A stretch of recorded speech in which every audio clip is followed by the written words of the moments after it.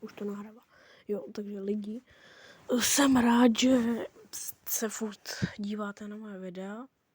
A nedávno jsem si jen tak scrolloval na YouTube a tam jsem našel svoje video. Jen tak prostě.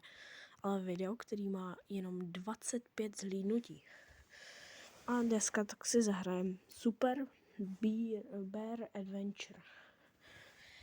Jsem v tom dost dobrý, ale jestli se budete ptát na jednu obrovskou takovou zlatou sochu, tak se neptejte mě, ale mýho kámoše Ongise, protože on mi to udělal.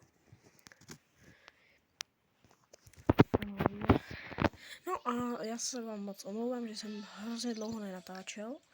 Jo, tady to je můj účet, no, tady mám skin svůj. Já mi ukážu tu sochu. Ale já vám taky ukážu ten secret, ten parkour, to obíčko. A tam nahoře to je ta obrovská socha. A já vám ukážu všechny mý skiny. Dneska ráno jsem si zrovna koupil ten raincoat a podívejte. Dívejte na moje skiny. Jich mám vážně hodně těch skinů.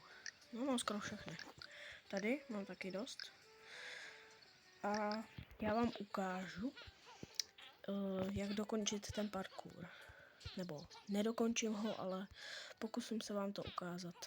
Ne, sakra, jsem spad. To nevadí, tak jedem. Hop, hop. Hop, hop, hop. Hop, hop, hop. Teď hop. Na strom. A tam je nahoře takový tlačítko, na který, když tady zmáčknu, tak jsem tam. A vlastně já jsem musím dostat tam na tu zlatou plošinku nahoře, která byla malá. Hodně malá. Není hodně malá, ale cesta k ní je dost těžká. Tak jdem na to. Jsou tady dva způsoby, jak se dostat nahoru. Ten lehčí je ten úplně obyčejný a to je, že půjdete tudy, pak na domek a pak tam nahoru na tu desku, ale my, praví borci, to děláme takhle.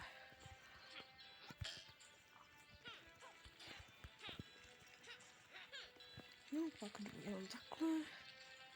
Chvilku si počkám, pak udělám hop hop. Jsem tady. No a pak už prostě jenom pokračuju v parkouru. Hop hop.